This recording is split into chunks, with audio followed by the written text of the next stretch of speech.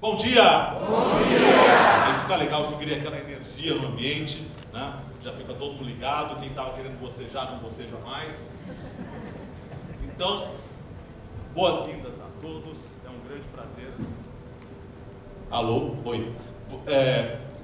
As minhas boas-vindas a todos, é um grande prazer. Eu sou o Roberto Kumalik, repórter, apresentador da TV Globo, curioso, e é um prazer porque a gente está vivendo um momento, uma revolução, disse que a quarta revolução industrial, que apresenta, como sempre, grandes desafios e grandes oportunidades. Eu vejo aqui jovens de todas as idades e eu tenho certeza que todos têm aqui a expectativa de descobrir, afinal, o que é esse novo mundo, que oportunidades ele nos apresenta e o que nós devemos fazer, não apenas para sobreviver nesse novo mundo, mas para fazer um mundo melhor para nós, para nossa família, para os outros, para os nossos amigos. Então é isso que a gente tenta descobrir hoje. E mais uma vez, bem-vindos a todos. Eu tenho alguns recados para dar para vocês, antes de a gente começar, alguns recados que foram encomendados aqui pelo pessoal da organização. Esse aqui é um festival da Rede Globo sobre empreendedorismo. Eu quero lembrar que vocês podem fazer perguntas. Nós teremos aqui a nossa mesa. Desde o começo, eu não pretendo deixar as perguntas para o final. Então, qualquer pergunta que vocês tiverem, vocês já façam. O pessoal que vai estar recolhendo. Quem é o pessoal que vai estar recolhendo aí para saber? Levanta a mão quem vai estar recolhendo. Olha aí. Então, tem uma perguntinha? Como é que faz? Levanta a mão assim? Isso, levanta a mão, escreve e eu vou, durante a nossa conversa, eu vou fazendo essas perguntas para os nossos painelistas. Esse é um festival que celebra a atitude empreendedora. É a 5ª edição do Menos 30 Fest. E a gente vai debater um conceito aqui que é como se faz um futuro.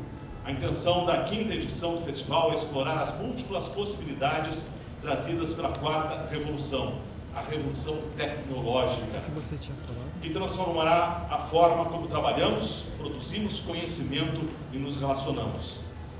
Que tal vivenciar e refletir sobre como chegamos até aqui, onde estamos em termos de evolução tecnológica e para onde vamos?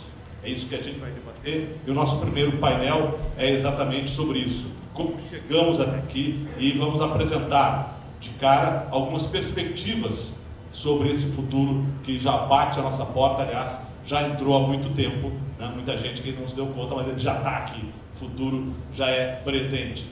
A gente lembra também que a Globo tem uma publicação periódica sobre ideias, assuntos, novidades. A 13ª edição do caderno Entre Dados é sobre a conjuntura da vida em redes, em bolhas, entre conexões e dados, inspirando a reflexão sobre o tempo em que vivemos e o que vem por aí. Quem quiser dar uma olhada, eu recomendo dar uma olhada no Entre Dados. É só entrar no aplicativo, app.cadernosglobo.com.br. Está aparecendo ali, é só anotar. Quem quiser tirar uma foto também, né? Anotar é coisa velha, ninguém anota mais nada, né? Tira uma foto, vai lá.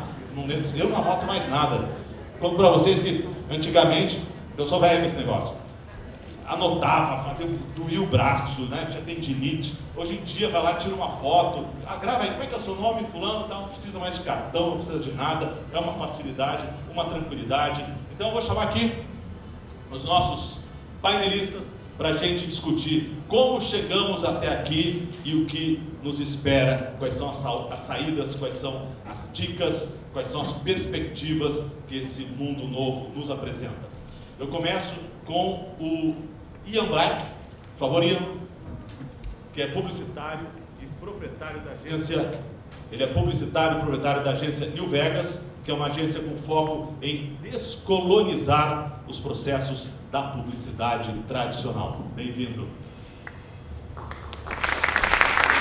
Obrigado, gente. Uma vez por ele. Vou trocar o microfone aqui. Tá. Isso. Bora lá. A gente chama aqui ao palco Nívio Ziviani, que é professor e pesquisador da Universidade Federal de Minas Gerais e empreendedor. Ele é criador da uma empresa que faz a ponte entre negócios e a inteligência artificial. E por fim, eu chamo o Ralph Petkoff, que é fundador do Hacktown, o maior evento de tecnologia, criatividade e inovação do país. Muito bem, meu papel aqui é ser um provocador antes de qualquer coisa. Então, antes de a gente debater, falar um pouco mais sobre como chegamos até aqui, eu queria fazer uma provocação e um pouco adiante aqui com os nossos painelistas.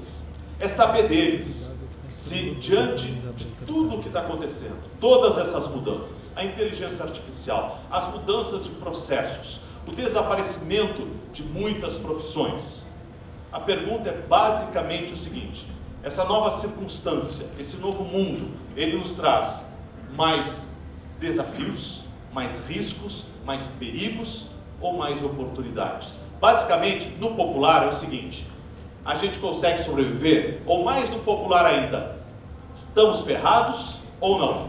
Então, eu queria saber o seguinte, eu vou começar aqui pelo meu lado. Ian, o que você acha? Rapidinho, só para a gente ter uma pincelada e depois a gente entra mais a fundo. O que esse novo mundo nos apresenta? Eu acho que a gente está fudido mesmo, assim, sendo bem direto e pedindo perdão pelo francês.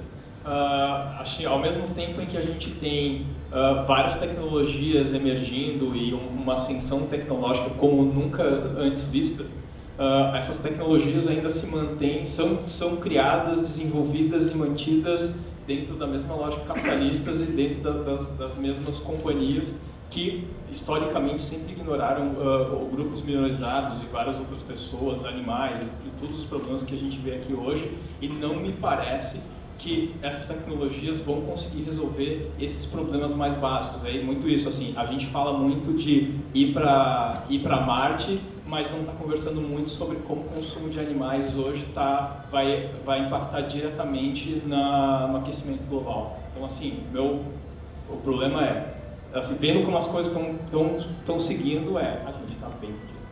Antes de passar a palavra para o Nível, eu só queria, já que você falou dos animais, eu me lembrei de uma coisa que eu precisava falar para vocês, é o seguinte: o fato de só ter um homem aqui é só uma coincidência, gente, tá? Não precisa reclamar da falta de diversidade. Havia uma mulher convidada, a Monique Revelli, só que ela teve problema de saúde, não pôde vir, né? Então a gente tentou fazer um painel mais diverso e, por coincidência, acabou sendo 4 homens. Não se preocupem, não vão ficar naquele papo chato de homem, futebol, churrasco. É que você lembrou de comer animais, eu lembrei do churrasco. Não vamos falar sobre esse assunto, tá? Nada de papo chato de homem.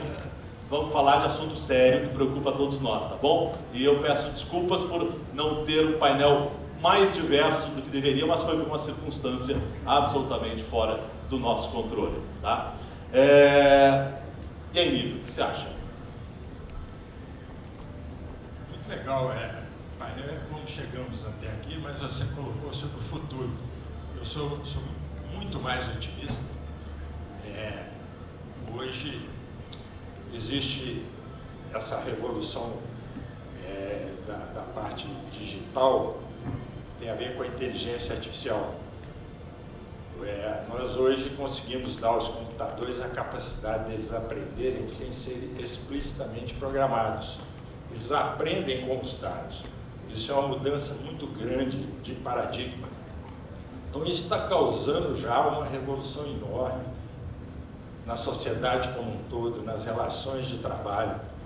Então muitos dos empregos e profissões atuais vão ser extintas, a maioria dos nossos trabalhos vão ser modificados, mas muitos outros vão ser criados, mas vão demandar novas habilidades. Então um aspecto importante é a gente considerar a possibilidade de atuar junto a profissionais para que eles possam adquirir novas habilidades.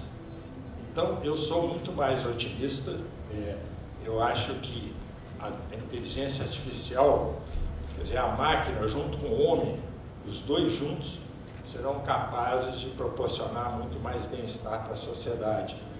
Por exemplo, na área de saúde, que eu atuo muito, o médico com a máquina é muito melhor do que o médico sozinho ou a máquina sozinho. porque a realimentação do conhecimento humano no sistema faz com que ele seja aprimorado e permita análise preditiva, permita a otimização das coisas. Então é possível a gente caminhar, por exemplo, uma área que eu trabalho muito, gestão da saúde, ao invés da gestão da doença. O SUS gasta mais de 90% do seu dinheiro em gestão de doença, mas eu trabalho em predizer, descobrir antes, e aí é possível o tratamento. Isso no câncer, se você descobre antes, você pode resolver o problema sem dano nenhum para a saúde das pessoas. Então essa é a minha posição. Beleza. E o Ralf, o que acha? No meu ponto de vista, eu acho que a gente está caminhando para um lado muito interessante, que é o ser humano como um ser único, né? Porque a inteligência artificial, ela, por mais avançada que ela esteja, o caminho que ela está indo, ela ainda está muito distante de criar arte, né? Então as profissões do futuro elas estão muito mais próximas do artesanato, do artesão, do criar objetos únicos, né? Eu quero ter um tênis que só eu posso ter, eu quero ter um chapéu que foi feito só para mim. Então essas profissões mais manuais, mais que trazem um negócio que vem de dentro do seu estômago, passa pelo seu coração, sai pelo cérebro, sabe? É uma coisa, os computadores não vão conseguir substituir um Pollock, não vão conseguir substituir um Hendrix, sabe? E é esse tipo de educação que a gente está precisando buscar. Entender, todo mundo aqui sabe quem é Jimi Hendrix, né? Mas quem sabe o porquê que ele se tornou Jimi Hendrix? O que fez ele de diferente? Que a guitarra é a mesma, as mãos são as mesmas, né? Então aí que vai ser a grande diferença hoje dos seres humanos no futuro, dos profissionais do futuro, são as suas habilidades que não se aprende na escola. Aquelas habilidades que a gente nasce com, aqueles dons, sabe? Então eu acho que a gente está indo por um caminho onde a celebração dos dons serão o grande, sabe, up do futuro, assim, sabe? Vai ser o grande diferencial. Então, trabalhe a arte dos filhos de vocês, valorizem isso, sabe? Mais do que, não criem novos engenheiros, o mundo está cheio de advogado, engenheiro, médico, sabe? Temos posições um tanto conflitantes aqui em relação a esse futuro, mas eu queria aproveitar e fazer uma outra provocação antes da gente seguir o nosso debate sobre como chegamos até aqui e como sairemos. Já que este é um evento sobre empreendedorismo, e pelo que o Ralf falou, isso também depende muito da nossa criatividade, da iniciativa individual, de construir novas coisas, de fazer novas coisas, de buscar novos processos, como na agência de publicidade do Ian. Ou seja, a criação da novidade. E volto a dizer isso, cria novas oportunidades. Porém, o empreendedorismo enfrenta um grande problema, que é o seguinte: não sei se vocês já leram o livro Pense Rápido, Pense Devagar, Daniel Kahneman, que foi prêmio Nobel de 2002 de Economia. Ele é psicólogo, mas foi prêmio Nobel de Economia em 2002, e ele mostra como nós temos atitudes irracionais. E um dos capítulos desse livro, que eu estava aqui conversando com eles, me lembrei, foi que empreender é uma atitude irracional. Pelo seguinte: eu tenho uma moedinha aqui na minha mão. Se eu jogar essa moedinha para cima, eu tenho 50% de chances de acertar. E eu perguntaria para vocês: quantos de vocês apostariam anos de estudo, a vida de vocês, a felicidade de vocês, o dinheiro de vocês numa moedinha? A resposta provavelmente seria ninguém. 50% de chances de ganhar. Se vocês criarem uma empresa, você tem 35% de chances de ganhar. É menor do que 50%. E, no entanto, todo mundo quer empreender. O Kahneman, nesse livro, ele chega a uma conclusão muito interessante. A nível individual, empreender é uma roubada. Porém, se nós não empreendermos, nós, como sociedade, estamos ferrados. Nós temos que empreender. Então, a conclusão que ele mais ou menos chega é o seguinte: que lá no fundo o empreendedorismo é uma necessidade social mais do que uma necessidade individual. Nós, quando queremos empreender, nós estamos pensando, nós estamos nos sacrificando. Isso é uma coisa bacana, em nome da sociedade. Inconscientemente, é um sacrifício que nós fazemos, uma aposta na nossa vida em nome de um benefício maior. Agora, tendo em vista de que individualmente é uma roubada, Eu pergunto, começo novamente com o Ian. Vocês criaram uma agência diferente. Qual foi o ímpeto que levou vocês a fazerem isso, a quererem ser diferentes, criarem um processo diferente, quando as chances de sucesso são menores do que jogar uma moedinha para cima? Difícil a pergunta? Não, ótima pergunta. Tanto longo? Eu acho que o empreendedorismo, às vezes a gente faz, acho que muito depende da perspectiva, né? Mas às vezes ela vem quase por uma necessidade de empreender, assim, tipo assim, ou você empreende ou você simplesmente não existe. Mas foi uma necessidade individual ou uma necessidade que você observou no mercado, na sociedade? No caso, acho que duas coisas. Inicialmente, individual, porque eu não me via, os meus valores eu não via replicado nas agências tradicionais de publicidade. Eu não me enxergava ali, comecei a criar o meu próprio empreendimento. E conforme foi evoluindo, não criei com nenhum plano, simplesmente era uma agência por si só. E conforme foi evoluindo o negócio, eu tendo contato com as outras pessoas e, evidentemente, o meu repertório expandindo, eu entendi que poderia ser feito direito, né? A gente principalmente enxergando como funciona o mercado de publicidade hoje. Eu não sei se todo mundo conhece, mas o mercado de publicidade ele é conhecido como por sempre ter uma narrativa de evolução, de inovação, mas não inova e não evolui em nada. É o mesmo modelo de negócio, não consegue transpor para o digital, é conhecido por violar várias leis trabalhistas, é conhecido por questões de assédio e várias outras coisas. Então eu pensei assim, como é que a gente pode criar... E é um mercado milionário onde tem gente que ganha mais de, sabe, a gente ganha R$2.000, a gente ganha R$150 mil. Lembrando que o presidente da República ganha mais ou menos 20 e poucos mil reais. Então, eu fico pensando como é que a gente cria um modelo mais justo. E daí a gente começou, tá super em evolução isso, mas já teve coisas desde o início, que é, a gente não vira à noite, a gente não trabalha no final de semana, a gente em 7 anos nunca teve um processo trabalhista, nunca teve um caso de assédio, você tem mais de 70% de mulheres. Tá, você tem um processo para ter cada vez mais pessoas negras e isso são bem difíceis de ter, tem todo um processo para isso, aonde a maioria das pessoas felizmente tem uma visão muito mais progressista dentro da agência e com isso a gente começa a perceber que você tem melhores resultados melhores. Chance maior de a diferença de salários também é menor entre a pessoa que ganha mais, a pessoa que ganha menos é menos de, sei lá, 5 vezes. Então assim, eu ganho muito menos por conta disso, né? Porque a gente fala muito de empreender, a gente está falando muito de ganhar, de produzir fortuna, de sair vendendo a empresa, mas eu acho que eu estou criando um modelo para mostrar que o mercado de publicidade pode ser justo, pode continuar sendo criativo, pode continuar entregando bons resultados com criatividade, que é o que os clientes querem, mas de uma forma justa. Forma justa para mim, forma justa para todo mundo e forma justa para todas as pessoas que vão entrar no mercado. E principalmente para as pessoas mais vulneráveis, porque também é isso, o mercado publicitário brasileiro, principalmente paulistano, ele só privilegia pessoas de grandes universidades. E uma coisa que a gente tem também na agência é que a gente não olha o currículo de ninguém, a gente não quer saber nem se a pessoa é formada. Eu quero saber o trabalho que vocês acharam o nicho de mercado de vocês. Exatamente, é um negócio, um nicho que precisa ser desenvolvido, mas é um modelo que a gente acredita que pode funcionar não só na publicidade, como para vários outros setores da sociedade. Nico, da onde vem e como é que a gente faz com que esse ímpeto empreendedor tenha bons resultados? A Universidade Brasileira, ela tem uma produção científica cada vez crescente em número, qualidade, quase 3% da produção mundial, mas não gera PIB. E eu passei a minha vida não só como professor universitário, mas também transformando o conhecimento de qualidade que é gerado dentro da universidade em riqueza por meio de empreendimentos inovadores, startups. Isso é que é geração de riqueza, você criar emprego nobre, que você encontra em países desenvolvidos, para graduados, mestres, doutores, que são os empregos que fazem toda a diferença e fazem com que um país mude de patamar.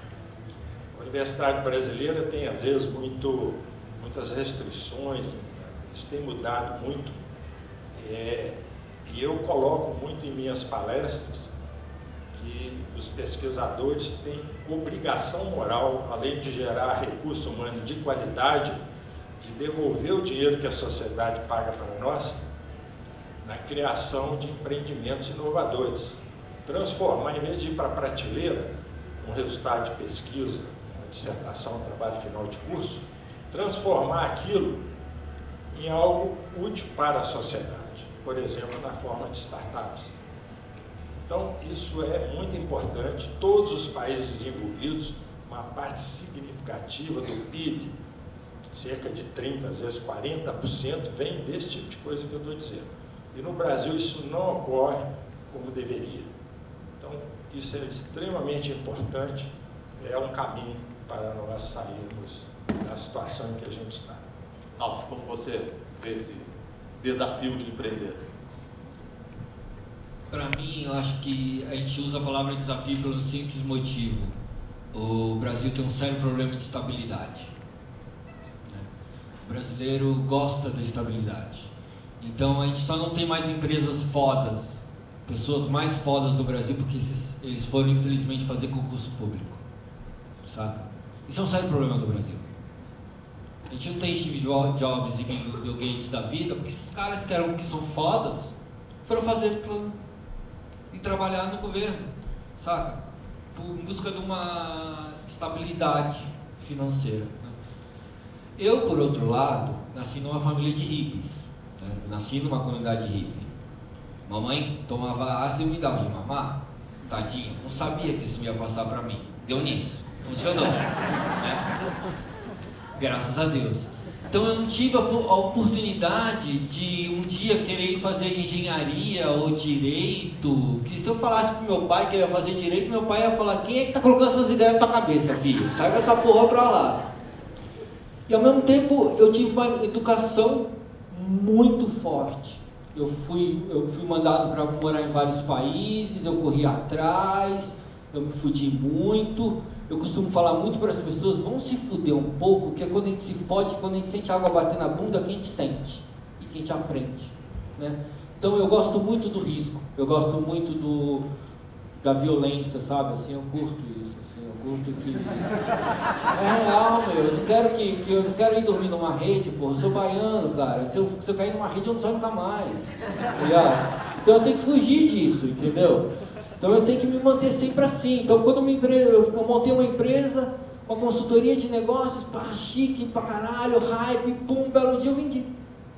Aí vieram me perguntar: porra, cara, como é que você vendeu? Que enchi o saco. Aí fui lá e montei um festival. Porra, eu me arrisco com o meu festival. Eu criei um festival inteiro baseado em economia criativa. Eu uso uma cidade inteira, a cidade inteira ganha dinheiro, desde o pipoqueiro até o prefeito, todo mundo. Eu me arrisquei esse ano a levar 40% de mulheres no meu line-up. Por quê? Porque é difícil. Não é que é difícil achar mulher boa, não. Tem muita, até mais do que homem. Tem muita mulher fazendo coisa muito melhor do que homem. Só que levar elas para Santa Rita era o problema. Esse era o grande desafio.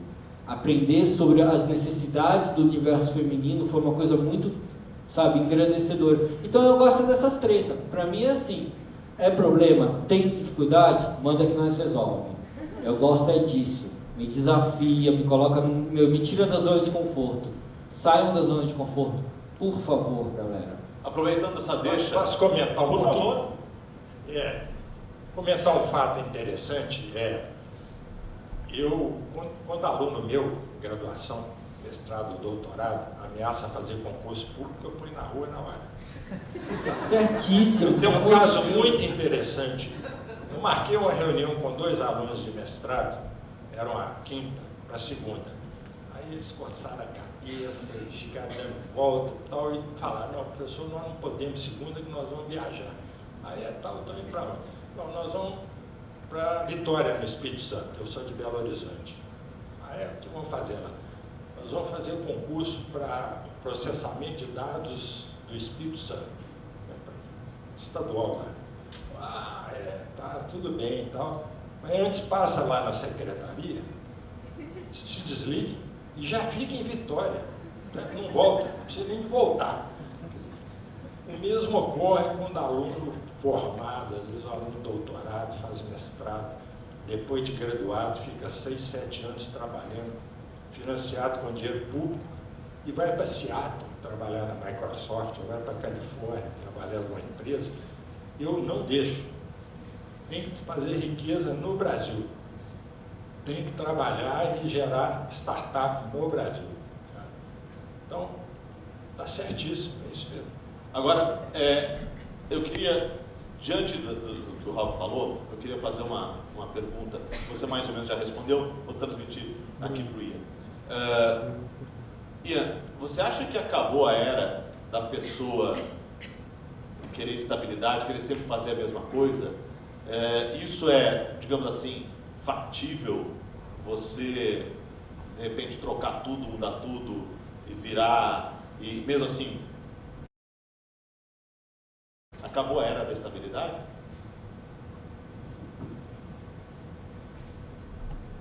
Eu já ia fazer uma fala discordando um pouco do Ralf. Então, por favor, discorda. Não, mas eu acho que pega e volta do mesmo ponto. Vai lá. Eu não acho que o brasileiro, no geral, é acomodado. Tá? Eu acho que isso é uma perspectiva da classe média alta, e que ela não reflete a grande maioria dos brasileiros. Tá? Eu acho que quem, por exemplo, pega ônibus, 2 horas de ônibus todo dia, não está numa zona de conforto. Eu acho que as 206 ocupações que reúnem algumas milhares de famílias em São Paulo definitivamente não estão em zona de conforto. Eu acho que vários grupos de ativismos que estão para ser tipificados como terroristas a partir do ano que vem não estão numa zona de conforto. Eu acho que a gente, às vezes, a gente cria essa nossa própria bolha de empreendedorismo, da nova economia, que na real, para mim, nova economia é só um jeito novo e despretensioso de você reforçar vários valores capitalistas. Então, acho que, sim, para mim, essa questão da estabilidade, a gente tem que perguntar o que é a primeira estabilidade. Né? Estabilidade, para mim e para todos nós aqui, provavelmente é diferente, que tem que comer todos os dias. Estabilidade, para mim, ou para o Rafa, que é aquele cara negro ali, ele provavelmente é não ter ninguém chamando ele de macaco todo dia. Para a Luzinha, estabilidade para ela não ter nenhum cara fazendo fio-fio para ela na rua, ou para Neon, que é uma amiga minha trans acadêmica, não ser morta por qualquer bobagem. Então, acho que assim, a primeira coisa a gente tem que perguntar o que é estabilidade, né? Mas aí, você falou de zona de conforto, mesmo essas pessoas que passam pelas situações que você descreveu, eu acho que talvez o grande desafio é levar para elas a possibilidade de que elas têm condições de sair. Não é que seja uma zona confortável, obviamente não é, mas elas estão, quando se fala em zona de conforto, elas estão adequadas àquelas circunstâncias que não são confortáveis, mas digamos, elas conhecem aquele mundo delas, e nem sempre tem a possibilidade e o conhecimento e a oportunidade para, mudando a frase, mudando a expressão, sem ser zona de conforto, mas zona de adequação, zona onde elas estão. E talvez seja isso o grande desafio. Nós, da classe média e classe alta, como você bem colocou, nós temos essa perspectiva, nós estamos aqui hoje, tentando ver essa perspectiva. O cara que pega o busão às 5 horas da manhã, ou a dona de casa, que deixa os filhos, sabe lá com quem, para poder ir trabalhar e trazer, ela não tem essa perspectiva. Então, até aproveitando uma pergunta que chegou aqui do Darlisson Dutra, que é nosso colega, repórter do SBT, e o Darlisson pergunta do papel da grande mídia, mas eu amplio em relação a isso. E é exatamente esse ponto que o Darlisson aponta. Como é que ele põe aqui? As pessoas com menos escolaridade ou acesso à informação, inevitavelmente, ficam à mercê desse debate. Né? É isso que o Darlisson coloca assim, super apropriadamente. E ele cobra, na verdade, aqui, é o papel da mídia, mas eu gostaria de ampliar em relação à mídia, é como levar essa possibilidade, aí sem usar a expressão zona de conforto, porque realmente Talvez não seja a zona onde a pessoa se sente, a vida do dia a dia. A zona, eu até usei uma expressão que eu acabei de esquecer, a expressão que eu mesmo inventei, mas tudo bem. Zona de adequação. Vamos notar, se usarem, digo que foi eu que inventei, tá? A zona, como é que a pessoa que não tem a oportunidade que a gente tem aqui, sai, e que a grande massa, e que a grande maioria dos brasileiros, a grande maioria, como é que eles também participam da festa? Política pública. Acho que é basicamente isso. É onde elas conseguem ser alcançadas.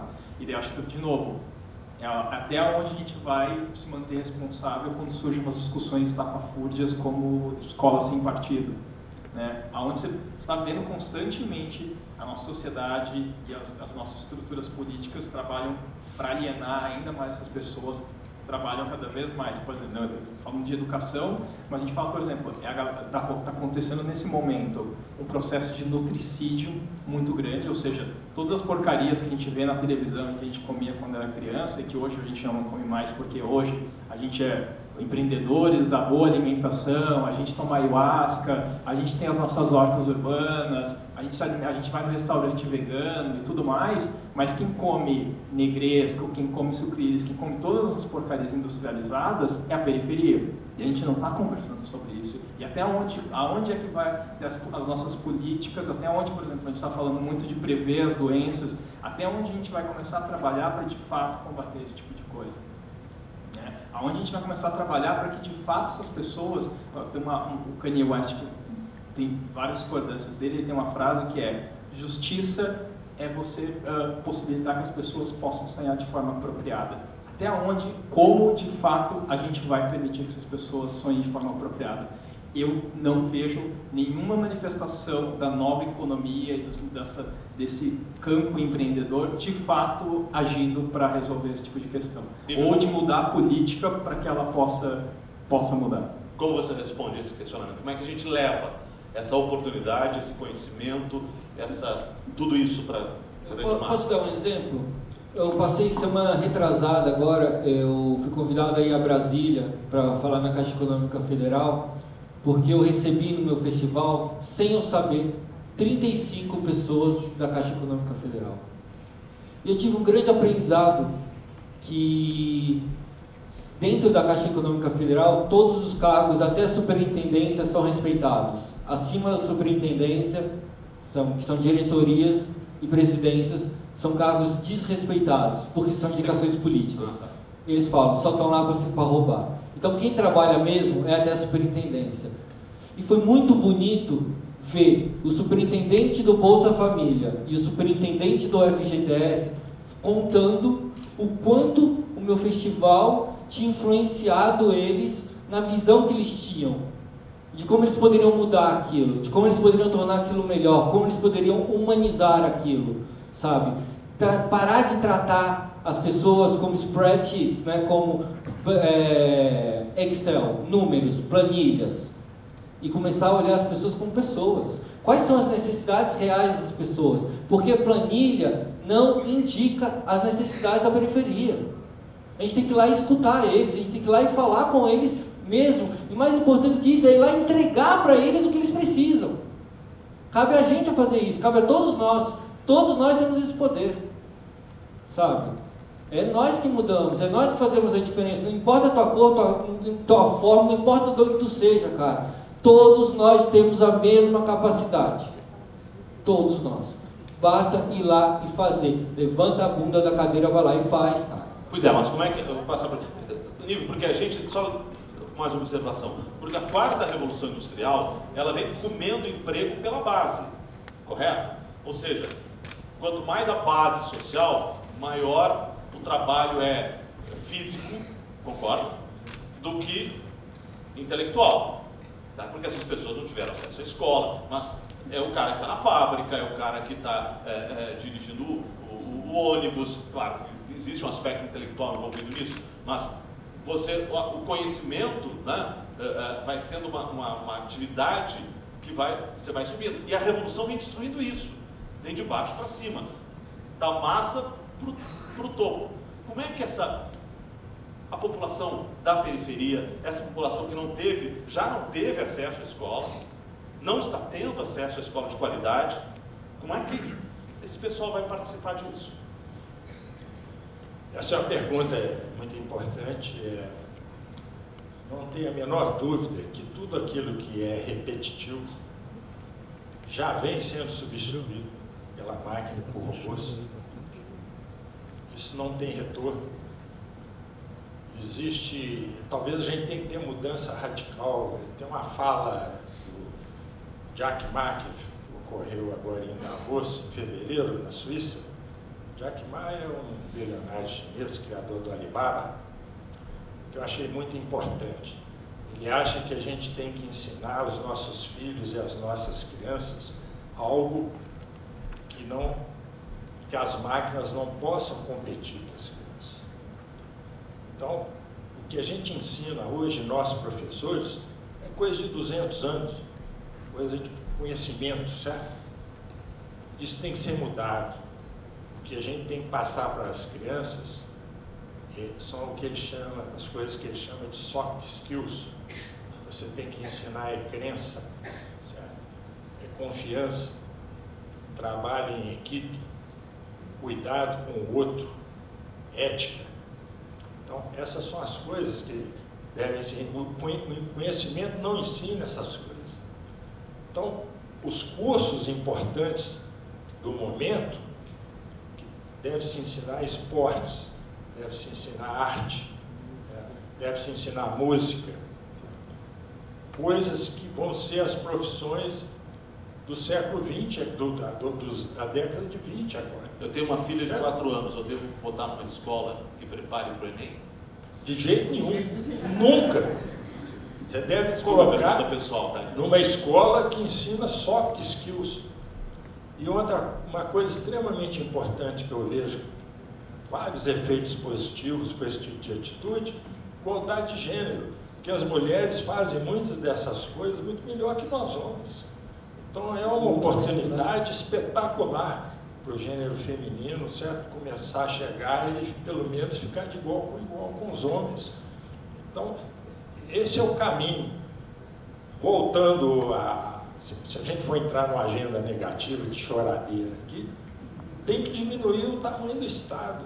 O Estado tem uma sanha de controlar todo mundo, de ficar em cima de todo mundo, tem que tirar isso de cima. Eu estava até comentando com o Ralph agora há pouco, eu li um artigo recentemente da revista Science, chama The Neurobiology of Trust. Trust é confiança nas pessoas, inclusive já foi mencionado, né? O pessoal fez um estudo, o que ocorre no cérebro quando a gente encontra pela primeira vez, olha um para o outro e fala, eu confio ou não na pessoa, né? E eles, no final da pesquisa, criaram um questionário e mandaram para dezenas de países. E a pergunta era muito simples. Você, como pessoa, confia num cidadão do seu país? Então, coletaram isso tudo e, numa escala de 0 a 100, país onde isso mais ocorre, mais de 70 nessa escala, Noruega, depois países da Escandinávia. Aí eu fui estudando, engraçado, a Síria estava em 4º lugar, me parece. Talvez aí seja o problema de que se não confiar um no outro tem consequências, possivelmente. Mas depois aqui vem descendo a escala, vem Canadá, vem países da Europa, Alemanha, Japão, China, aí vem Caribe, depois vem Chile, Argentina, depois lá embaixo está Uganda, 5 na escala, 0 a 100. Depois vem o Brasil, que é menos da metade de Uganda, 2. Ninguém confia em ninguém nesse país, começar pelo próprio governo. Você é obrigado a ir em cartório para provar que você que assinou. Você é o país que mais tem lombada no mundo para controlar o peito, a velocidade dos automóveis, um custo absurdo de frear e acelerar.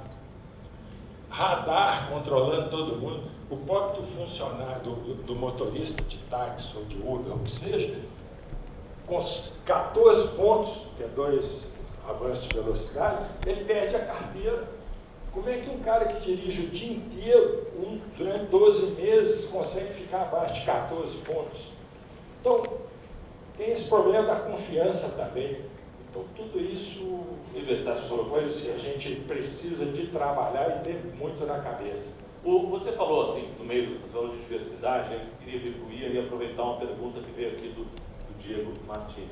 A diversidade é uma preocupação na agência do Ian. Agora, quando a gente vai contratar um serviço, não digo a gente, mas quando o cliente vai contratar um serviço, ele não está, vamos lá, ser bem sincero, muito preocupado se a agência prima pela diversidade, se ela, os processos, se trabalha no fim de semana, se a pessoa é vegetariana, ela quer resultado. Né? Vamos ser sinceros, ela quer resultado. Não. Não, não, concordo com você. Não, concordo com você. Existe um movimento, mas preste atenção na minha pergunta. Não estou discordando de você. É óbvio que isso é uma preocupação necessária. E é óbvio que muitas... Mas o resultado é importante. A minha pergunta, o resultado é importante. Uma empresa, ela tem um limite, ou o cliente tem um limite de gasto, um limite de dispêndio para acertar determinadas questões. Porque ela precisa de resultado. Nós vivemos num mundo capitalista em que a gente precisa ter resultados. Não há dúvidas em relação a isso. Eu não estou dizendo que isso não seja desmerecedor. Agora, a pergunta que eu pergunto ao Ian é o seguinte: como esse processo contribui para o resultado? Essa é a questão. Não apenas porque vamos ser diversos, vamos adotar determinadas práticas, porque isso virá a ser uma tendência. A minha pergunta para ele e eu tenho absoluta certeza que a resposta dele será positiva, isso contribui para o bom resultado? Vou pegar um pouco da tua fala e da fala do nível, que acho que tem um pouco que eu...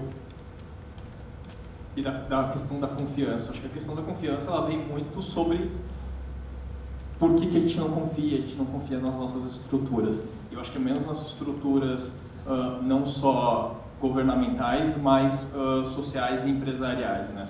Sempre lembrando que, de novo, é um país que sempre foi colônia, tem um pensamento colonialista e mantém esse pensamento colonialista, escravagista e machista até hoje, né? Então, assim, eu nem acho que diminuir o Estado é uma solução, porque é justamente isso que vai na tua questão, que é isso.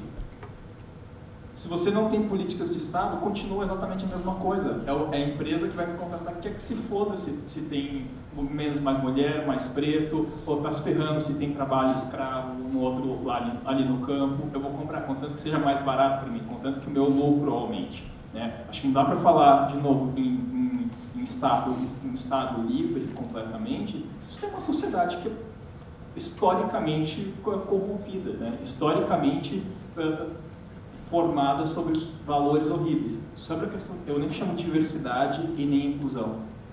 Eu acho que diversidade, quando a gente fala muito de corpos, e não é uma questão de corpos, não é questão de ter mais mulheres aqui, na verdade, hoje. E o problema de não ter aqui é não ter perspectivas de mulheres, visão de mulheres aqui nessa mesa. Né?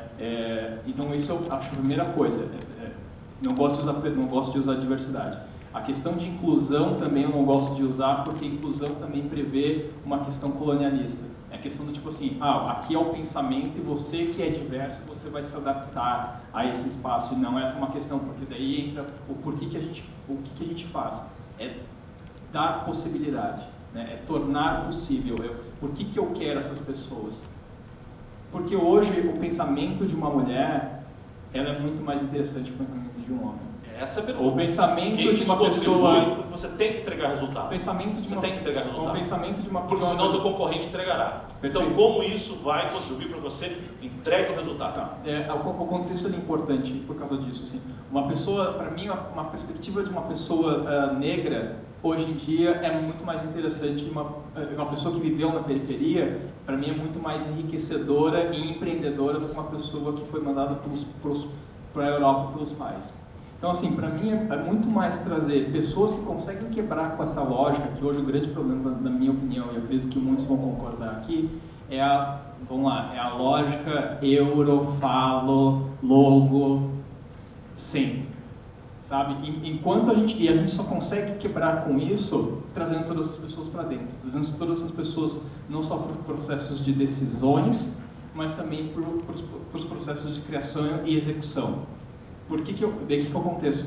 Eu defendo e consigo provar que hoje as minhas criações, porque os meus clientes deveriam se importar com isso, porque hoje a minha entrega é melhor que a entrega de muita agência grande que não faz isso. Eu consigo entrar em concorrência com a agência grande e ganhar de agência grande.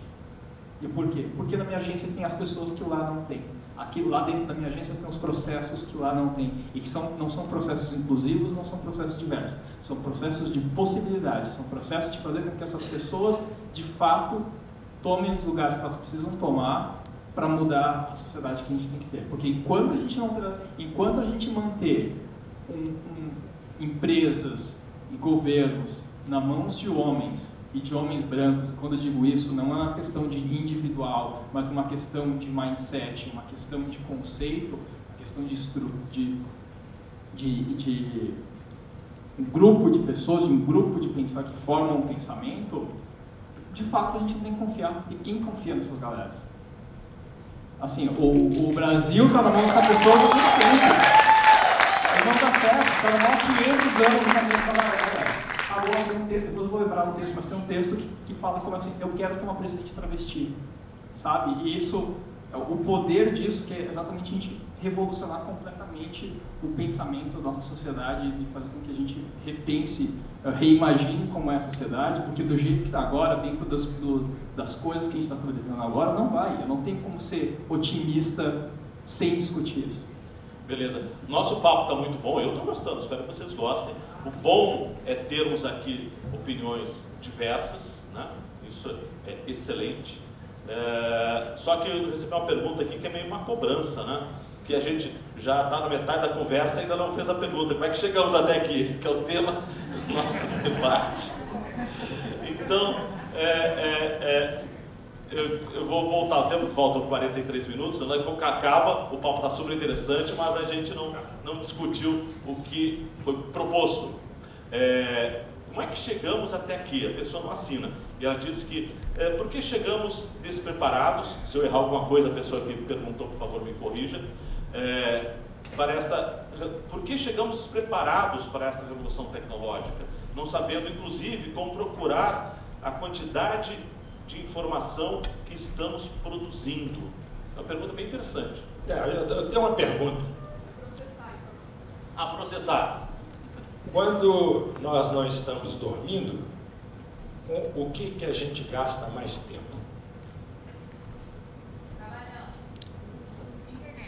Internet, certo? Internet, é isso mesmo. É o que a gente passa mais tempo. Internet nasceu em 1967. Internet interliga computadores. E nos anos 90 surgiu a web, a World Wide Web, que é com Tim Berners-Lee em 1992-93. E a web interliga pessoas, permite criar documentos, escrever, buscar informação. Basta você ter um navegador e você passa a ter essa oportunidade. E nos anos 90 nós começamos a buscar pela informação. E o ícone dessa época, dessa década, dos anos 90, é o Google. Depois veio o ano 2000, em que nós, cientistas da computação, começamos a dar a oportunidade das pessoas se manifestarem, escreverem. Aí surgiram as redes sociais, surgiram uma série de mecanismos, e o ícone dos anos 2000 é o Facebook, certo? Depois, nessa década atual, nós começamos a ter uma outra relação com a web e a internet, certo? A gente começou a ter os smartphones. Várias pessoas, inclusive, acabou de guardar ali o smartphone na bolsa e tal. Então a gente começou a ter oportunidade de interagir, de provocar coisas. Você pode pegar o smartphone e chamar um veículo. Esses dias eu li uma frase e queria saber se você concorda. O smartphone é o maior programa de distribuição de riqueza já inventado. distribuição de riqueza. Riqueza? Sim, é uma oportunidade para as pessoas produzirem coisas, criarem coisas, se comunicarem. Tem uma série de consequências. Sim, tem esse lado, eu acredito que sim. A própria web, a grande oportunidade da web é você ser capaz de se expressar. Antes, quando você queria publicar alguma coisa, eu tenho livros escritos, você dependia do editor falar sim ou não. Hoje você vai na web, você cria uma música, você põe em público. As pessoas é que decidem se aquilo vai fazer sucesso ou não. Essa é a grande diferença da web. Então, nós chegamos nessa década agora e o ícone, eu diria, na minha opinião, é a Uber. E os anos 20, né, que é agora que nós vamos entrar, eu acho que o grande ícone provavelmente vão ser os veículos autônomos. Vai causar uma revolução impressionante em todos nós. Existe a possibilidade de você dirigir automóvel, ser alguma coisa como andar a cavalo, certo? O que acontece? Você não falar com a gente assim, você dirigia carro a combustão, pai. O que era isso? Carro a combustão. Não, e tem uma outra coisa. Vou aproveitar o que o Ralph mencionou. A população dos Estados Unidos em 1900 era de 76 milhões de pessoas. E existiam 22 milhões de cavalos e mulas. A economia americana era toda em cima de cavalo. 22 milhões de cavalos é que puxava a viagem, transportar as coisas. Aí veio o motor a combustão. Por isso que o automóvel nosso, ele tem 50 cavalos, 100 cavalos. O motor a combustão, os cavalos começaram a perder o emprego. Inclusive, tem um economista do MIT com uma fala muito interessante. Será que vai acontecer conosco mesmo que aconteceu com os cavalos? Certo? Nós vamos ser substituídos por alguma coisa? Então, é muito aí nessa direção. O Ralph está doido para falar, eu vou deixar ele falar. Eu adoro esse assunto de carros autônomos. Só deixa eu fazer uma observação em relação à história dos carros, que talvez nossos filhos nos perguntem assim, mas você gastava 50, 100 mil reais para comprar um carro? Não, isso seu filho já fala. Não, eu não tenho carro. Já fala. Eu não Seu tenho filho carro. já olha para tua cara e ri. Há 13 anos eu não tenho carro. Eu Mas gosto os muito nossos desse filhos assunto. que têm carro, nossos filhos vão perguntar, mas você tinha um carro? Você possuía um carro? Para quê? Não é isso? Em 2010 Mas hoje tem quase 1 milhão de cavalos para equitação, para recreação. São tratados milhões de muita gente. Espero que a gente não seja usado para Em equitação. 2010 eu fui um dos profissionais que trabalhou no projeto chamado Sustainable Urban Mobility 2030, que era Mobilidade Urbana Sustentável para 2030 para General Motors, que era um projeto que identificava como o ser humano ia se movimentar em 2030.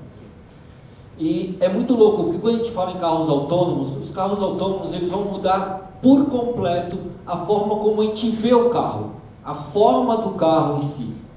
Mas vai mudar só o carro ou vai ser mais geral essa revolução? Vai mudar a nossa perspectiva? Não, eu vou chegar lá. Primeiro, a forma do carro vai mudar. Por quê? Quem causa acidentes não são carros, são seres humanos. Sim. É igual armas. Armas não matam pessoas, quem mata pessoas são outras pessoas.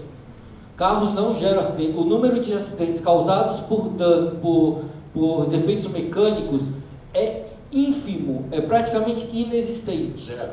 É praticamente zero. A falha humana é 90%. Sabe? Sim. Então, quando a gente tira o humano da jogada, o governo vai se dar bem com isso. Então, os carros autônomos, eles não vão ser colocados para a gente como uma opção, e sim como uma imposição governamental. Por quê? Eu vou diminuir acidentes que causam custos para o governo. Eu vou diminuir trânsito que causa custo para o governo. Eu vou diminuir poluição que causa custo para o governo. Eu vou diminuir o número de fábricas de automóveis, porque eu não vou precisar vender tantos carros, porque os carros vão ser de uso e não de posse, sabe? A forma do carro, como a gente vê hoje com o para-choque, 70% da energia gasta para um carro é para carregar itens de segurança para nos proteger de nós mesmos. Então 70% de um carro você vai jogar no lixo, sabe? Então ele já vai ficar muito menor. Carro elétrico, levinho. Levinho, sabe? A gente não vai ter as emissões todas, mas a gente tem outros problemas, porque bateria não é ecológica. As empresas, o Uber e as outras empresas, não sei se vocês têm essa visão, mas elas foram... A nossa crise econômica que nós enfrentamos, e eu, como não tenho carro, só pego Uber e outras empresas, outros aplicativos, e se você conversar com as pessoas, 90% das pessoas que estão aí dirigindo estão desempregadas. São pessoas que ficaram desempregadas. Ou seja, segundo a Dilma ia causar desemprego, né, o Uber? Não, na verdade a nossa crise, muita gente está...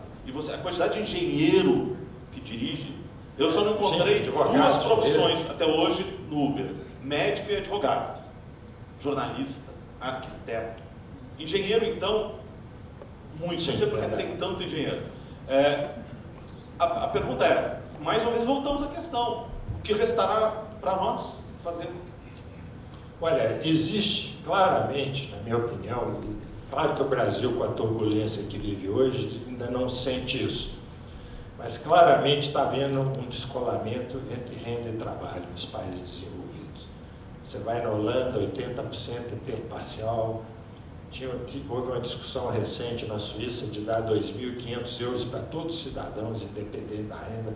Aliás, não passou, mas a tendência é o trabalho está ficando mais barato, está sobrando dinheiro, e o que vai acontecer, na minha opinião, nos próximos, nos anos 30, com certeza, é que nós vamos ter um trabalho que nos dá prazer. A gente acorda de manhã doido para ir trabalhar, fazer o que gosta e ter uma renda, que é independente disso que a gente faz. Então a gente está caminhando para isso. O Ian tem um ótimo exemplo, cara. Você dá felicidade, você preza pela felicidade dos seus funcionários. Sim. Isso é incrível, cara. Eu costumo falar, se você quer cobrar que seus funcionários entreguem 100%, você tem que ter um KPI de felicidade. Tem que ter um KPI de diversão. Você está se divertindo fazendo o seu trabalho? Se a resposta for não, você não está entregando nem 50%, quanto muito menos os 100% que a gente precisa. Tá bacana, a pergunta Ira Croft por Ian Black. Desculpa a brincadeira, mas a coincidência é bacana, eu gostei. Como impactar outras empresas com as novas atitudes, modelos de trabalho, resultados após essas mudanças, para que para estes que se negam a progredir saiam do falso conservadorismo? Ativismo, basicamente. Sim, campanha, investigação, public shaming. Sim, o primeiro caminho sempre é a diplomacia. É sempre mostrar as possibilidades, para como você pode melhorar, como você pode ter um negócio que de fato seja próspero, não só para as pessoas que estão donos desses meios, mas para todo mundo. Mas Ian, deixa eu fazer uma provocação. Você não acha que o próprio processo, a partir do momento daquilo que a gente falou antes, de entregar resultados, porque o capitalismo é basicamente darwinista. Darwinista no sentido de que as pessoas leram mal Darwin e dizem que é a lei do mais forte. Não é, é a lei do que se adapta. O que se adapta mais rapidamente sobrevive. Né? E o capitalismo é essencialmente darwinista. Você não acha que a partir do momento em que empresas como a sua tiverem mais visibilidade, entregarem resultados, você está numa área que é puramente de criatividade, ou seja, o resultado é puramente intelectual, criativo. Claro que é um trabalho braçal por trás disso, né, de construir, enfim, mas é uma ideia, o que vale é uma ideia. Outras empresas que a ideia não seja tão forte, tão impactante, embora apesar disso, todas as empresas é assim, que está por trás de uma ideia, de qualquer forma, o processo darwinista, capitalista, a partir do momento que os resultados forem entregues, não pode também, em parte, dar conta disso? Ao sim ou não, eu pensei muito na Amazon agora, que recentemente passou por um processo de public shaming por conta a Amazon, pensando nas empresas mais reconhecidas pela sua questão de tecnologia, foi chamada a atenção até pelo Bernie Sanders pelo fato de que eles pagam extremamente mal seus funcionários. né? Então, assim, deveria ser o contrário, né? É uma empresa que, de novo, domina boa parte da estrutura de tecnologia do mundo, tem uma das infraestruturas mais reconhecidas, inteligência artificial. Por que essa empresa que deveria, de fato, ter uma série de políticas e uma série de processos para fazer com que as pessoas que trabalham com elas fossem mais felizes e prósperas, justamente não são? Então, assim, acho que uma coisa não está ligada à outra. O fato de a gente estar, de novo, mais acesso à tecnologia e processos de melhorar a vida das pessoas, eu não sei se as pessoas vão fazer isso, de fato. Eu acho que eu sou uma exceção. Sim, mas a pergunta é como é que a gente faz com que isso deixe de ser uma exceção? Uma é tentar fazer isso pela diplomacia, mostrar o quanto é possível, né, pela educação. E eu acho que se pela educação não vai aí pelo ativismo, pela força. Quando eu digo pela força por exemplo, a gente sabe, vou dar um exemplo, tá, relacionado aos animais. Você tem uma empresa que tem processos que criam suas galinhas naquelas gaiolas que são extremamente desumanas. E você vai lá e avisa, você tem um problema aqui. Né? Um problema não só de questão de direitos animais, mas questão de saúde pública. E a pessoa, você mostra uma vez, mostra duas vezes, eles não resolvem. Isso a pessoa que está fazendo isso, ela sabe que ela está fazendo errado. O que você faz? Eu falo isso porque eu conheço gente que trabalha com isso, com direitos animais. Você começa um processo, você começa uma campanha, você começa a fazer public shaming, você começa a fazer denúncia na bolsa, porque daí trava todas as pessoas, você começa a fazer política pública, daí você entende quem é, por exemplo, é uma coisa que eu falo assim, acho que é possível fazer isso sem a questão do Estado, porque uma das coisas que é possível fazer através do ativismo é a questão de política institucional. Você entende quem de fato são parceiros que podem fazer isso, se a partir dessas boas práticas você cria leis e você força todo mundo a adotar. Porque, de novo, por mais que seja possível fazer isso, eu duvido muito que as pessoas de boa vontade vão fazer. Algum de vocês quer fazer uma contribuição? Você mencionou o problema da adaptabilidade. O que ocorre é que a tecnologia, a inteligência artificial, ela está num processo de aceleração exponencial, que inclusive existe a singularidade na aceleração dessas coisas. Isso é sem retorno. Não adianta queixar ou espernear, isso não tem retorno, vai continuar, vai atropelar quem resistir, literalmente.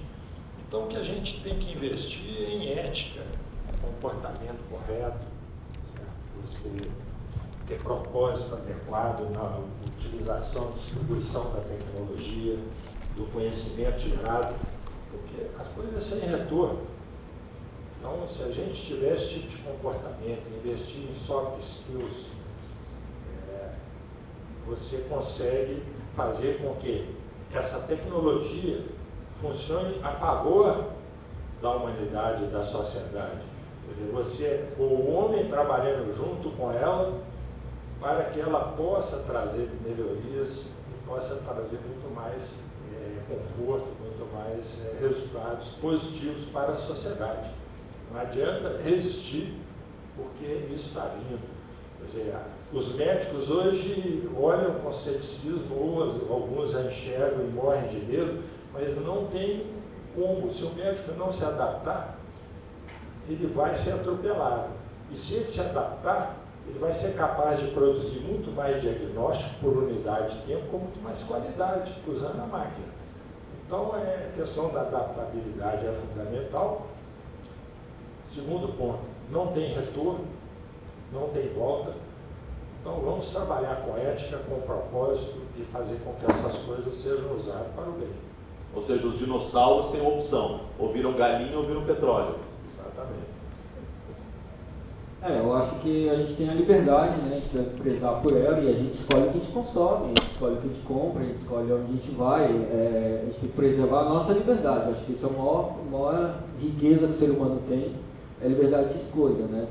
Então, eu acho que você não quer. Eu acho que a melhor forma de ativismo que a gente tem hoje no mundo capitalista é o boicote. Não é à toa que países fazem boicote com outros países, né? Então, simplesmente, você não gosta desse produto, você está incomodado com as galinhas, não use, não compre. Simples assim. Eu falei da galinha. É simples assim, verdade. Você escolhe, ninguém coloca o barro na tua cabeça falando, vai lá e compra a porra da galinha. Você tem a liberdade de escolher. E junte uma galera que se você não gosta, você acha que está incomodado com aquilo, junte uma galera e faça um boicote. Faça doer no bolso da firma. Que é no bolso, infelizmente, é através do bolso das empresas que você muda as empresas. Usa o poder das redes sociais. Infelizmente. Usa o Você sabe poder das que redes. O índice de a Bolsa de Valores de São Paulo tem vários índices. E um deles é o índice de sustentabilidade. Eu fiz uma reportagem recentemente sobre isso, mostrando que o índice de sustentabilidade ele tem duas vantagens. Se você pegar o seu dinheiro e investir só em ações, são 30 ações que fazem parte do índice de sustentabilidade. E você pegar o seu dinheiro e botar nas 59 ações que fazem parte do índice de Bovespa, ao botar no índice de sustentabilidade, você tem menos flutuação e teve um ganho muito maior nos últimos 10 anos, se não me engano. Vai ser cada vez maior. Chega a ser 100 vezes superior ao SP500. Então, o lucro em empresas de capitalismo consciente. Aí a gente entra naquela questão, por isso que eu provoquei o Ian naquela questão da entrega dos resultados. Né? Porque o processo, quanto mais, não sei que palavra eu usaria, mas quanto mais sustentável ele for, e aí a gente poderia, talvez com a palavra sustentabilidade, englobar tudo, e aí hashtag fica a dica para quem quer empreender, né?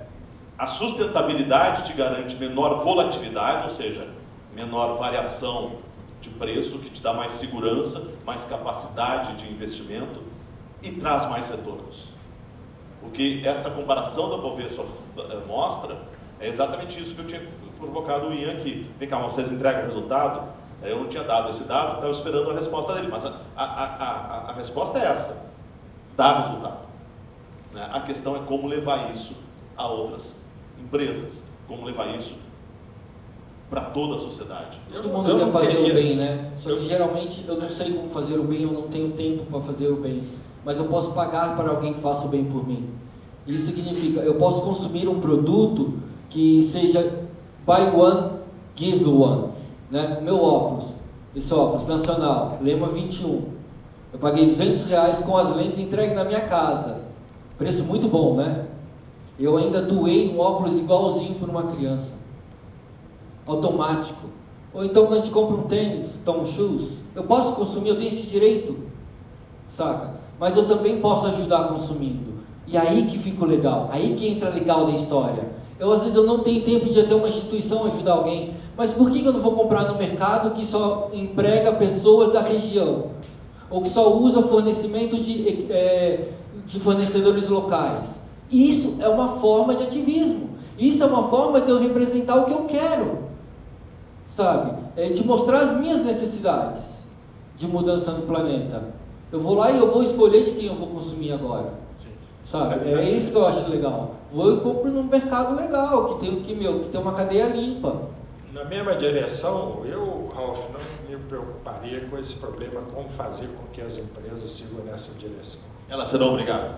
As empresas que não partirem para projetos de impacto, sustentabilidade, no médio e longo prazo vão desaparecer, ou vão ser extremamente prejudicadas. Então, é natural na direção, né, do que o Ralf acabou de comentar. Uma empresa que só Não pensa tem no preocupação propósito com isso. vai quebrar. Ela tem que pensar no lucro também. Gerar lucro não é feio. Ganhar dinheiro não é feio. Mas ganhe dinheiro honestamente, limpamente, Isso, de uma forma exatamente. transparente, que todo mundo está ganhando junto. E distribuindo esse dinheiro adequadamente para Sabe? quem ajudou, né? É isso o pensamento. Eu acho que a gente fala muita coisa, mas acho que assim, a gente não fala de coisas que realmente tem pouco impacto. A gente falou do frango, se a gente fosse de fato falar alguma coisa que tem impacto, a gente pode comer frango amanhã, a gente pode comer carne amanhã. Porque tem não só uma questão de novo ética com relação a você tirar outras vidas, mas também de novo impacto em tudo. Não sei se todo mundo sabe, mais de 90% do desmatamento da Amazônia acontece por conta da agropecuária. A gente todo mundo fala assim, não, vamos salvar a Amazônia, meu Deus, a Amazônia, a gente tem que proteger a Amazônia. É só parar de comer carne, cara. Mas quem aqui quer parar de comer carne? Quem quer parar de ir no burger? Poucas pessoas estão dispostas. Mas quanto de fato a gente quer fazer para isso? E de fato se engajar para mudar esse tipo de coisa? E não só falando da Amazônia, mas a questão da água. A gente não fala também que a questão da Amazônia está ligada completamente à questão da causa indígena. E de novo, a gente tem um governo que vai assumir o poder que, de novo, vai colocar o meio ambiente dentro sobre a agricultura, ou pelo menos sob essa ordem, né? Um governo já falou que não vai dar nenhuma terra para índio. E sabe o que está acontecendo? Sabe o que move isso? O nosso consumo de carne.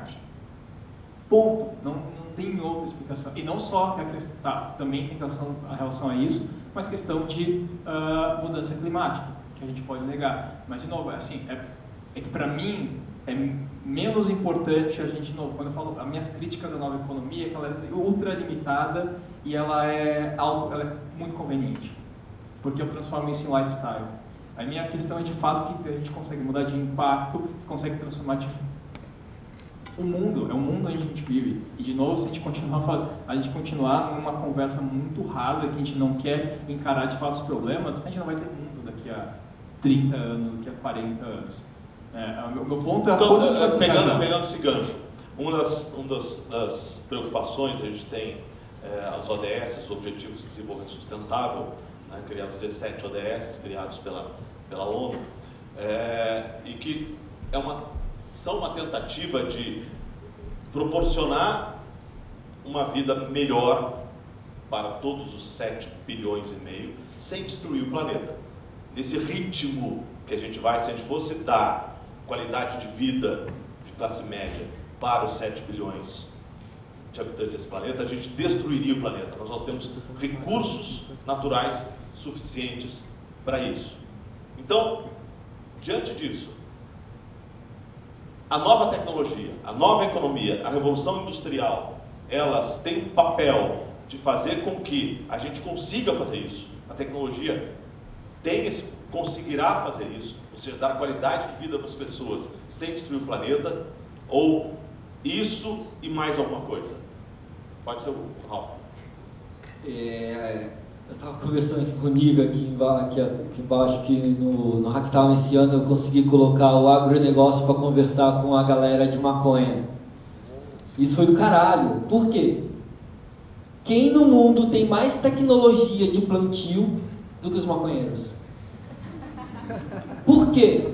O fato da ilegalidade que a gente teve durante todos esses anos obrigou que essas pessoas fossem buscar tecnologia de plantio em áreas muito pequenas, com baixíssimos recursos e de alta produtividade, que é o sonho do agronegócio, saca? É isso que eles precisam. O Brasil tem que nos próximos 20 anos aumentar a sua produção em 20%, então colocar 1% ao ano de crescimento, para que o mundo não passe fome.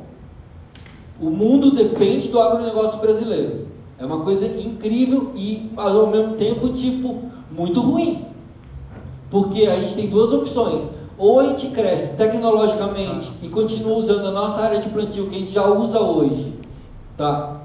E aumenta a capacidade de produção, que isso já tem sido feito nos últimos 30 anos no Brasil. O Brasil é o país que tem as tecnologias de plantio mais avançadas do planeta. Isso é uma coisa muito, muito, muito boa e pouco visto, sabe? Se a gente não tiver mais incentivo a isso, a segunda opção é aumentar a área de plantio. Aí a gente vai comer a Amazônia.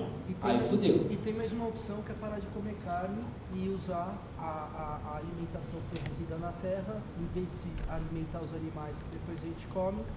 Mas infelizmente a gente não vai conseguir alimentar 8 bilhões de pessoas assim. Se a gente parar de dar comida para animais e uma das coisas, porque a maior parte das coisas. É importante pontuar. A ponto dele é importantíssimo, é que a maior parte das coisas que a gente usa aqui para plantar soja, para dar comida para animal, isso é uma realidade. Legal, agora, eu só queria voltar à nossa questão aqui. Nós temos, obviamente, posições divergentes, mas eu acho que elas já ficaram bem claras aqui em relação a isso. Mas eu queria voltar à questão. de termos efetivamente um problema. Não é só na agricultura, os ODS são 17 situações. Água, no Brasil, grande parte da população não tem água, não tem esgoto. Então a gente está falando aqui de empreendedorismo numa população que não tem água em casa, que não tem esgoto. Ou seja, é para essas pessoas. A tecnologia, eu volto à minha pergunta aqui, a quarta revolução industrial. E em que perspectiva, já que estamos falando de empreendedorismo, de que forma isso representa oportunidades de empreender? Não, você mesmo mencionou, quer dizer, existe uma parcela enorme da população que nunca sentou diante de um computador, nunca usou. Aliás, eu tenho uma pergunta aqui da Isadora, não? Mas começou. Alguém fez uma pergunta sobre isso, sobre democratização das redes. Isso. A pessoa nunca usou computador na vida e passa a usar um smartphone. Isso está acontecendo a escala cada vez maior. Isso realmente é distribuição de riqueza, geração de oportunidade, certo? Para que as pessoas possam se inserir, gerar negócios, resolver seus problemas usando esse pequeno mecanismo. Então, o uso da tecnologia com projetos de impacto, as empresas cada vez mais pensar em sustentabilidade, sem ampliar de forma muito grande o que já se usa, é o caminho. O Brasil alimenta mais de 1 bilhão de pessoas no mundo. E a tecnologia pode permitir a gente manter o que existe hoje sem destruir a Amazônia e ajudar a sustentar a população mundial, usando a tecnologia, cada vez mais. Claro, isso, automatização, vai substituir o homem do campo, as máquinas é que vão fazer as coisas, mas isso também não tem retorno, como eu já disse. Aquilo que é repetitivo, as máquinas, os robôs fazem muito melhor que a gente.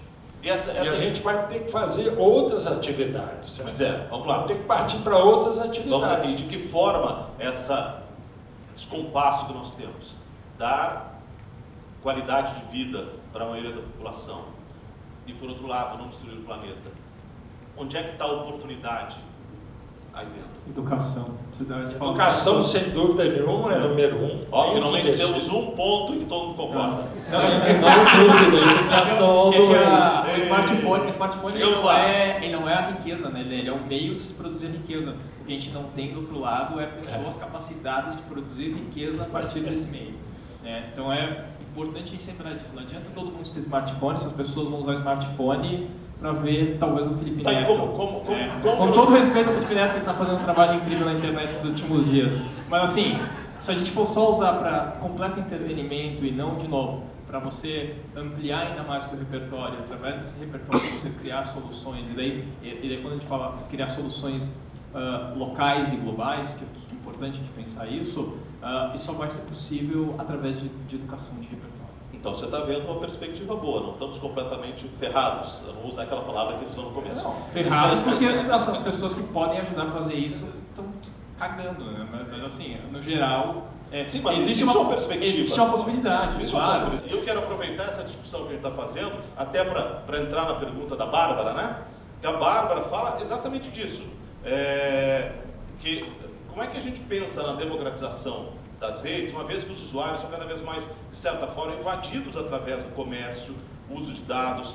Como pensar na liberdade de escolha se o grande mercado ainda manda, ela põe entre aspas aqui, nos pensamentos da sociedade? E aí, juntando um pouco com o que o Ian disse, ou seja, como transformar isso numa forma de você se expor, assim, bem entre aspas também, mas de você se manifestar e também de gerar renda, porque é um instrumento poderoso. Como é que a gente faz? Vamos lá, Ralf, depois a gente vem para cá. Bom, conhecimento vai sempre gerar algo novo, né? Sempre vai gerar massa crítica, sempre a gente vai poder discutir. Infelizmente, o Facebook precisa ganhar dinheiro, ou felizmente. Então ele achou uma ferramenta para monetizar, que era além dos nossos pensamentos, né, as nossas necessidades, entregando propagandas para nós, né? Mas a gente tem opção. Se você está incomodado de ser invadido pelas propagandas do Facebook, sai do Facebook, vai para o Instagram, Ah, o Instagram também está vindo. Saia do Instagram. Vá para o WhatsApp. No WhatsApp você não recebe propaganda, a não ser que você abra o seu canal, né? É um pouco diferente. A gente tem o poder de matar uma rede. O Facebook não é imortal. A gente já matou o Orkut. A gente pode matar o Facebook. Ele quase morreu, agora ele está moribundo por causa das eleições. Sabe? Tá um saco entrar no Facebook. A gente é que manda no mercado, não é o mercado que manda na gente, não. O dinheiro está no nosso bolso. A gente escolhe onde a gente vai colocar. Tá, mas vamos além disso. E como usar isso como para empreender? Para empreender. Tá aí. A rede social não é boa, não é legal, tem esses problemas, pega esses problemas, elimina-os e cria algo novo em cima. Não é porque foi feito nos Estados Unidos, não. O próximo Facebook pode estar sendo criado aqui. Por que não? Para com síndrome de vira-lata. Nós somos bons, tão bons quanto os caras de lá. Foda-se de onde eles vêm. Foda-se qual país que você nasceu. Você é bom. Vá lá, confia e faz. É esse que é o meu ponto, sabe? Para de escutar o que os outros estão te falando, que você não pode fazer, e vai lá e acredita no que você pode fazer sim. Sabe? A próxima grande Apple do mundo pode sair do Brasil. Por que não? Pode sair da China, pode sair da Índia. Saca? Pode sair lá do Paquistão. Sabe? Em todos os lugares tem pessoas capazes, cara. Então é esse que é o meu ponto, sabe? Eu acho que existe sim. Se tem um problema é uma oportunidade. Vamos ganhar dinheiro em cima, vamos trabalhar em cima. Nível, você acha que a próxima Apple pode sair do Brasil? Alguém aqui pode ser o próximo Steve Jobs? A própria comum. Sem dúvida. Pode ser, claro que pode. A beleza da internet é a oportunidade, igual para qualquer lugar do planeta, pode surgir negócio. O grande problema disso acontecer é que o ecossistema brasileiro torna tudo mais difícil. Você foi extremamente otimista em falar que é 35%, é muito menos do que isso. É o que o Kahneman dá no livro dele. No Brasil a taxa de sucesso é muito menor, porque as dificuldades são imensas, tudo agarra. Então, enquanto a gente foi falado em política, e sem dúvida, enquanto a gente não tiver políticas adequadas, por exemplo, o dinheiro para a saúde é grande. Por que ele não é suficiente? Porque ele é muito mal gasto. Quer dizer, em vez de você fazer análise preditiva, fazer gestão da saúde, você faz gestão da saúde, da doença. E se faz gestão da saúde, o custo cai vertiginosamente. Fica tudo mais barato.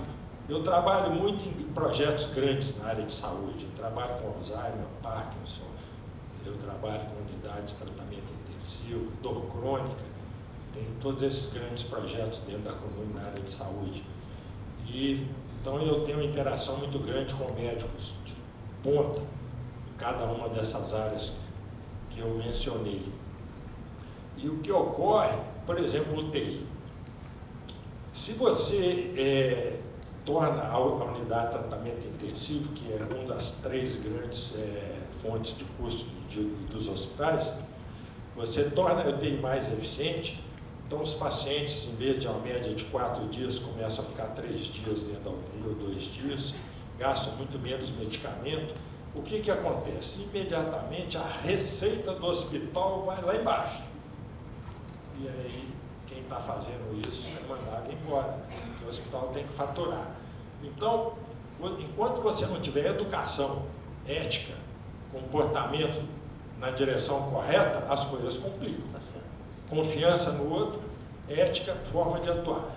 Eu trabalho com intensivistas, que são as pessoas que cuidam de risco dentro do hospital, cuidam das UTIs, top.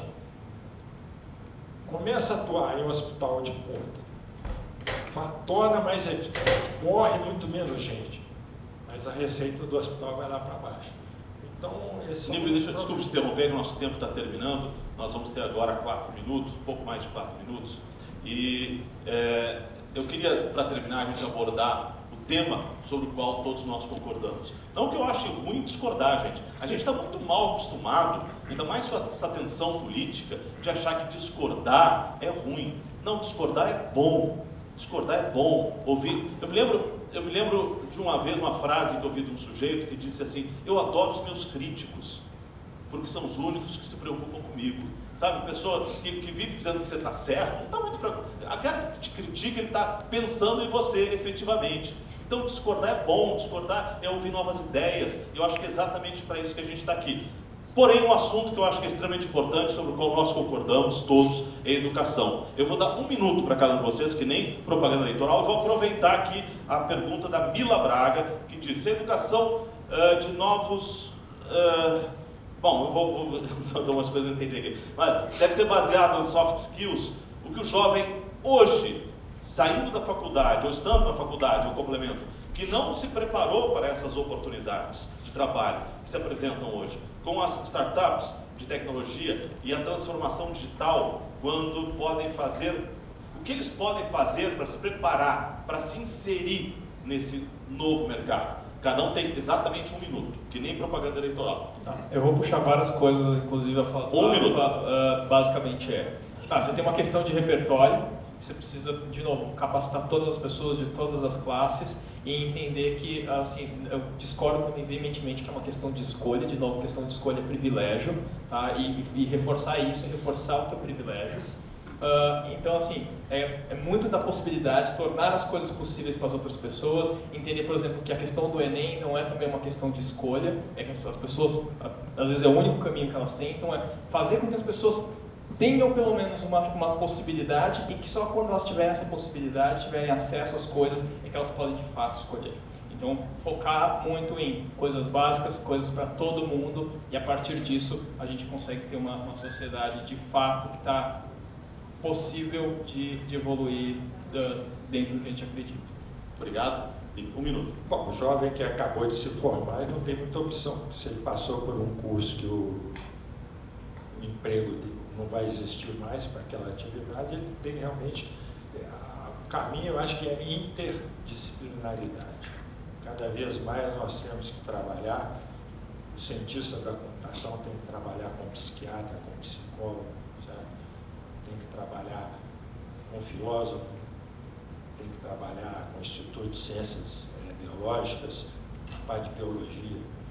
Então você tem cada vez mais que caminhar, não só para os soft skills, mas para caminhar também, enxergar as outras mesmo quem já passou pela universidade? Mesmo quem está na universidade? Tem que se preocupar com isso e eventualmente até retornar à universidade, se possível. Aquele que tem a opção de estar entrando, eu brinco muito quando falo para os médicos, né? Sai fora da radiologia, sai fora da dermatologia, né? Porque as máquinas... Mas não é bem sair, vão sobrar aqueles médicos top que, aliado à tecnologia, vão fazer melhor. Então, a interdisciplinaridade é muito importante, preocupar com soft skills, tudo isso que a gente vem falando, esse é um caminho muito bom. Candidato, o Rolf é um exemplo muito positivo disso. Eu concordo plenamente com a multidisciplinaridade, né? Nós somos seres múltiplos, por que a gente tem que escolher uma única profissão, né? Se a gente gosta tanto de... aqui, eu tenho certeza que aqui ninguém gosta só de um tipo de música, ninguém gosta só de uma cor, né? Então a gente tem que também ter vários trabalhos, por que não? Por que a gente ficar preso a uma profissão que eu vou ter que viver aquilo o resto da minha vida? Porra, eu nem sei quanto tempo eu vou viver, então eu quero viver aquele tempo muito bem. Eu prego muito sobre educação de base, que é uma coisa que falta muito no Brasil, né? Não adianta nada chegar na universidade, não adianta nada, o bom mesmo é se você tiver uma educação de base, que talvez você nem precise da universidade. Porque hoje a gente vai ver lá em cima, né, as profissões do futuro, elas nem existem ainda. A gente está discutindo lei trabalhista para profissões que nem existem.